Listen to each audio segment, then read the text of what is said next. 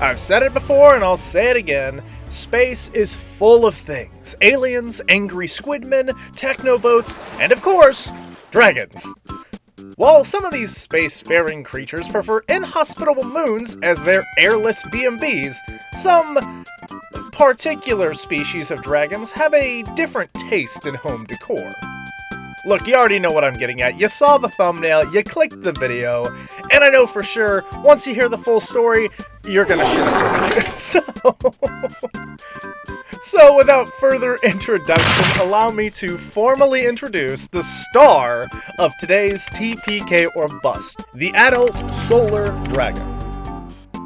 The video series where I rank the dragons of 5th edition from lethal lizards in the team party killer category, all the way to rather wimpy worms who are just a total bust. And total ranking aside, each dragon has something spectacularly brilliant to bring to each table. So listen in, put on some sunglasses and a little SPF 7000, because today's dragon is blindingly ridiculous.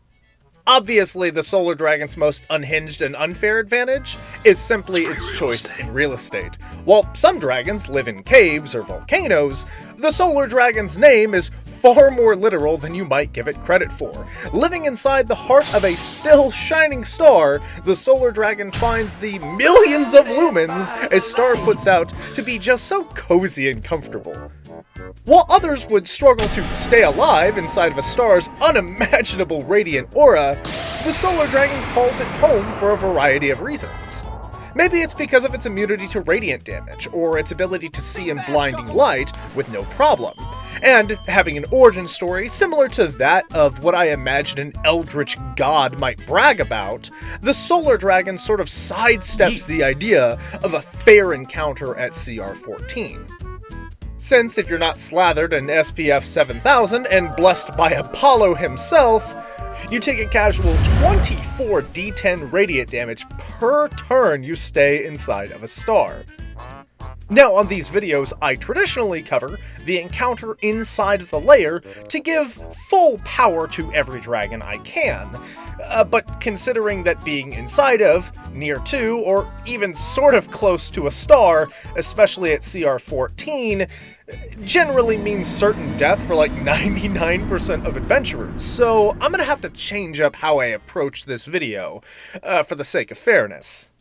And reading up on a Solaire dragon, I infer that they are opportunity hunters, opting for a good meal whenever they can find it, using the asteroid belts around the sun they snuggle in as cafeterias for very specific meals, choice hunts being Kindori, Scavers, and any other living creature big enough to make the hunt worthwhile. In fact, to this point, the Solaire dragon avoids many intelligent creatures intentionally because they, quote, find them violent and tiresome.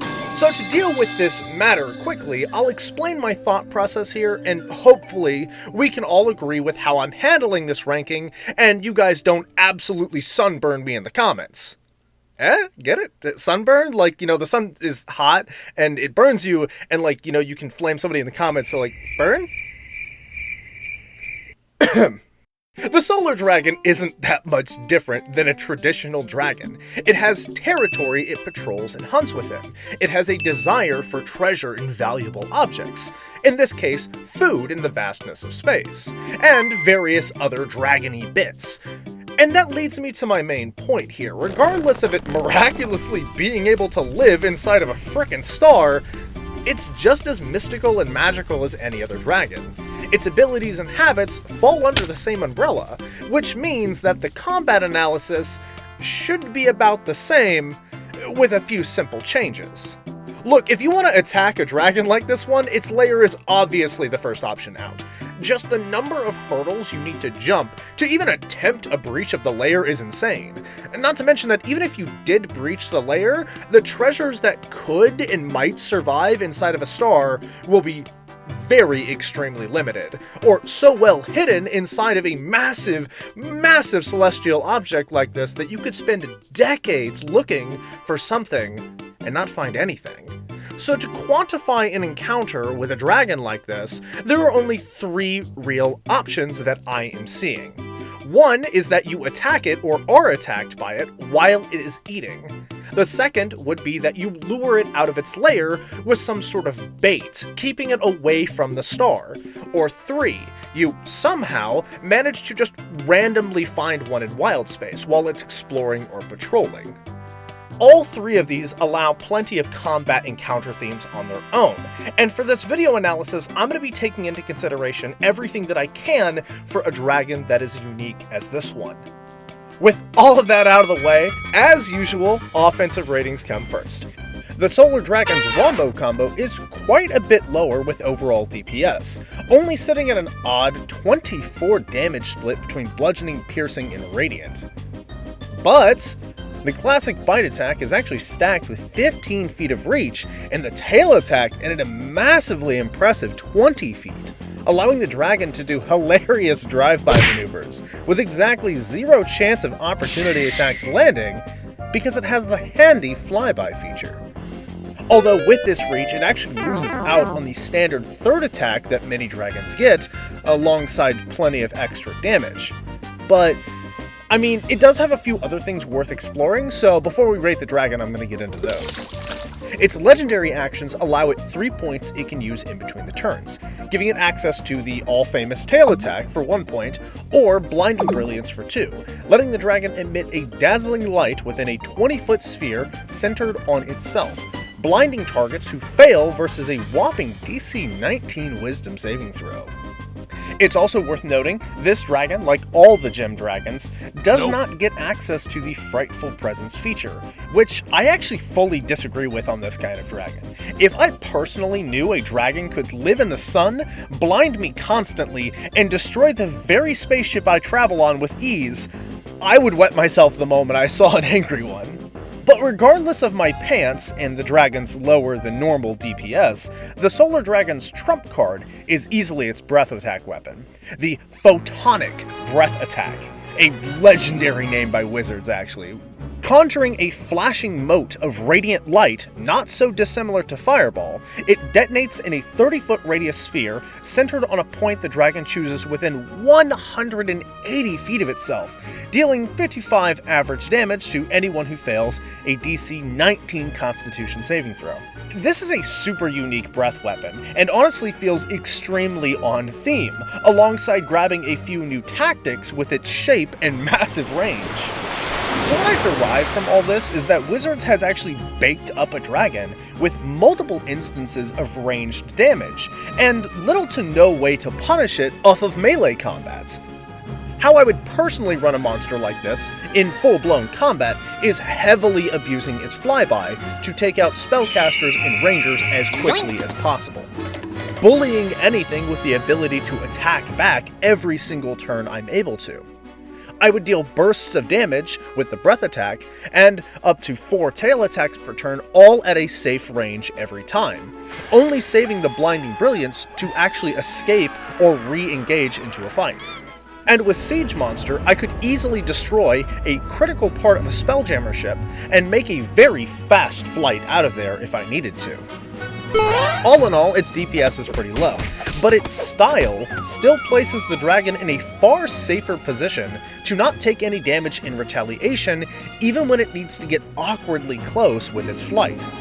And I have to say, considering that lower damage, the absolute hilarity of a Fireball adjacent breath weapon, multiple reach options, flyby, and Siege Monster, I think a shining 7.6 out of 10 is my final tally. And to give this a little bit more context, I'm going to measure this against another dragon's theme, the Blue Dragon.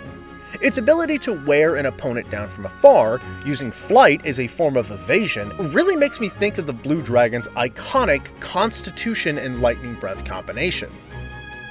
As damage per round shouldn't be the sole focus when ranking dragons like this, it is very important, but I've mentioned this conversation before with dragons like the Shadow Dragon and the Lunar Dragon. And specifically, in comparison to the Lunar Dragon, it's very interesting when you compare them side by side. Both dragons have an odd and very similar battle style, with reach attacks and attack negations.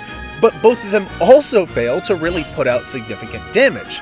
But the major difference between the two of them is actually the reach of the attacks that they're going to be spamming the most, and the range of their breath attacks.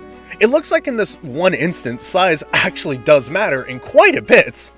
The Solar Dragon may not have the oomph like the other chromatic dragons, or the spells that the gym dragons get for utility, but in terms of combat, reach and effective positioning actually take the cake here. And speaking of cake, if you want to help me finally reach my goal of 1,500 subscribers, you can help by doing the following. You can subscribe, like, share, comment, or even just start talking to others about my content online. I plan on celebrating this next milestone with a tiny little cake and even smaller candles. But small victories in the future aside, onwards to more Space Dragon information. And when talking information, no other information becomes more relevant than the skill category, as the Solar Dragon is just glowing with a wide list of skills and abilities, and I'm going to go ahead and bring those stats to light. The Solar Dragon has a 24 strength, 15 dexterity, 22 constitution, 15 intelligence, 16 wisdom, and a 14 charisma. Generally speaking, it's more physically inclined than that of the equal CR dragons of copper, black, and emerald across the board.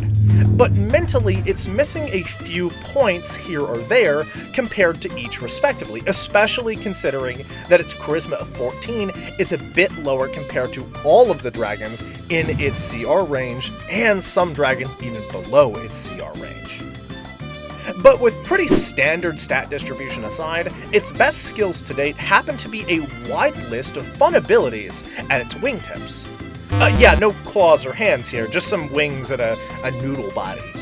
Coming equipped with a 90-foot fly speed, 10 foot faster than most dragons, very impressive, literal skills in perception and stealth, the flyby ability, as mentioned earlier, the skill Nebulous Thoughts, which actually protects it from mind-reading magics, Siege Monster dealing double damage to objects, and finally Unusual Nature, allowing the dragon to function without the need of air. Alongside an impressive range of 180 foot of dark vision and a passive perception of 23, means that even in the vast, cold darkness of space, this thing can still see you. And when I talk about the skills segment, I actually normally mention the lair right about now, and its actions a dragon can take inside of it. As I already stated, if you can't already deal with the super cancer that comes with bathing in the heart of what is a literal 800,000 mile wide thermonuclear reactor, then talking about the lair is kind of a moot point. If you're hunting one of these down in your own games, you might have to deal with the lair depending on the story. And I know that one way or another there's going to be a plan or an item or a goober device that fixes all of these problems. But when discussing a fundamental part of a monster like this one, and more in particular its home, it's hard not to include something like this, as an instant win against most players. At least, if nothing else, it's a temporary win against the players. As a game master, I think it really makes people imagine the vastness and dangers of wild space far more carefully when taking into account real problems, like gravity of a celestial object that's so large, the heat that the sun is giving off as you approach, how your ship, your gear, your food, and even the very air itself acts as you get closer and closer. But taking a moment to really think and debate the fundamentals of space travel with the table could be more fun than actually fighting the dragon. And I'm going to actually exclude the rating of the lair from the skill segment. I don't think it fits here. I think it would be much better suited in the flavor section rather than here. But if that's the case, what we have left is a very well-equipped dragon for an adventure. We have a mysterious and hard-to-catch creature with plenty of useful abilities in an already confusing zone of combat to navigate. Although it leaves its lair without spells to speak of, it takes home a very impressive 7.5 out of 10 for skills. I do wish there was more here on the sheet, maybe more skills or something more Solar Dragon-y. It's definitely not bad, don't get me wrong. And I think Siege Monster is a great pairing with Flyby, a perfect combination if you ask me. But just two standard skills in Perception and Stealth, an odd but not unwelcome addition of Nebulous Thoughts, and a very on-par stat distribution, the Solar Dragon gets a 7.5, and it's gonna like it. Now for defenses though, we get to talk a bit more in detail about some of the nitty-gritty things. Boasting a pretty good HP of 200 and a very unique immunity to the radiant damage type, the Solar Dragon is paired very well against paladins and clerics alike. But absolutely gets thrashed in ranged combat, as its AC is a disappointingly low 17, lower than just about every other dragon I've covered outside of the Deep Dragon, which sits at 3 CR lower than it.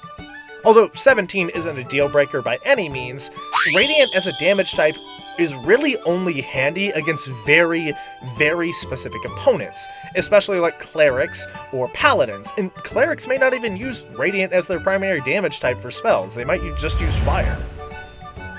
I really wish this immunity wasn't its only real resistance here.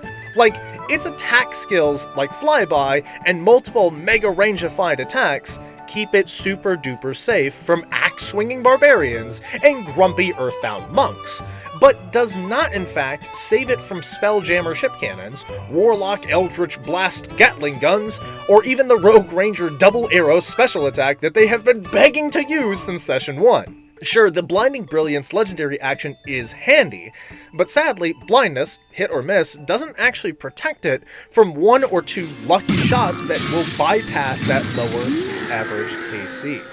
Did you actually aim for that? You know, actually, I did. Not to mention, if it actually gets dragged down into melee with a grapple or like a net, it better start counting its remaining days as rounds left instead. But I'm not saying that this thing is helpless at range, especially considering its breath attack's maximum range is 180, allowing it to take crazy trick shots. But it's just, it has no weird way to negate ranged damage, or especially magical damage, outside of its pretty solid 15 dexterity and a little extra dragon durability built into its DNA. A well-prepared party can easily deal with this dragon, and a party who gets the drop on it is really gonna put the hurt on.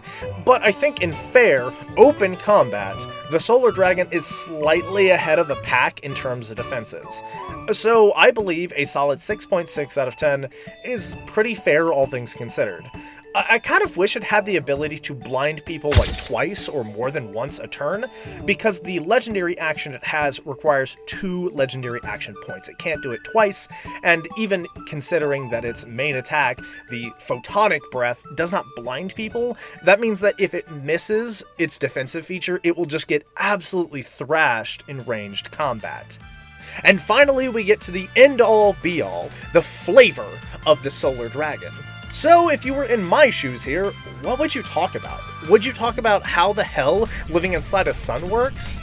Maybe you could bring up its habits or interests. You could talk about it collecting gold for the way it looks inside of its lair, a molten, liquidy hoard of sorts. Oh, you could even talk about its serpent-like design, how it has spectral-like wings that mirror its very solid ones that it uses to paddle through wild space. Sure, there are going to be a number of cool things to talk about, but I just want to talk about one thing that I love about this dragon, and then officially rate it. And that's its design, its goofy, almost childlike design. And I mean this in the most wonderful way possible when I say, it is so great to see D&D actually take a chance with a dragon like this one, even if it happens to be in the Spelljammer expansion that I very much gripe over. I mean, this is like a dragon that kids talk about in the school ground argument. Like, you know the one I'm talking about. Like, there's 2 kids arguing with each other, and the first one's like, well, my dragon lives on the moon. And then the second kid has this rebuttal of, well, my dragon is so much cooler. He lives in the sun. Like, it's just goofy, off-the-wall, strange, and wild monster designs that really make me enjoy Dungeons & Dragons. And any role-playing game for that instance. They really make me want to realize the vision that the artists are trying to bring to life and carry that into my table. I want to use a dragon like this one, not because it's a dragon or even that it's in space, but but because there's nothing else like it. My players would never guess without prompting that I would throw a dragon at them when they get too close to a sun. It literally lives inside of a sun. Who would guess that? The ever-present love I have for the artists and writers stems from designs that go out on a limb and really make me believe that this monster not only belongs in the books that it was printed in, but can be implemented with just a little bit of elbow grease into my own games and still generate a wonderful story. And that takes a lot for a veteran game master like me. Some monsters really feel like another monster of the week, same as another or another or another, something just dull and boring. But this dragon, as doofy as its design is and as overpowered as its lair seems, it screams memorable. It's not only unique, but it's fun. It's not only strong, but it's silly. It's got it all, and that's like the perfect sandwich soup kind of pairing to me. The Solaire Dragon is easily taking home a 9.3 out of 10 for flavor here. And yes, I do understand. It has a lot of logistical problems when you think about it too much. A million questions pop up when you actually start questioning how big a sun is. How many dragons can live in a sun? How does that even work for treasure? How does it work for food? Like, there's so many questions that run around this monster, and I just don't care. I could wave that all aside to run one. I think it'd just be more fun to think about this dragon less and have fun with it more. And with all 4 scales weighted, facts analyzed, and opinions stated, it is time to give the Solaire Dragon an official rating. Sitting pretty at a radiant 7.6 out of 10, this score places it snugly at the top of the flavorful fights section. I do wish its attacking options could be more reliable. It lacks advantage, or even a third strike in the offense category, making it even less likely to deal real damage. And with plenty of holes to poke in the description and history of this creature, there's a lot of pressure on its skills and abilities to really overperform and carry it across the finish line. But overall, this dragon is very fun. It brought a shiny new concept to the table that I would like to experiment with and actually try personally. But what do you think about all this? Did I judge this one too harshly, or maybe I didn't judge it harshly enough? Did I miss some detail that you need to bring to light? If so, just let me know in the comments down below. And in the meantime, I'm gonna sit down over here in the shade. Observing Solaire dragons for so long gives you a sunburn something fierce. Thanks for watching, and I'll see you next time.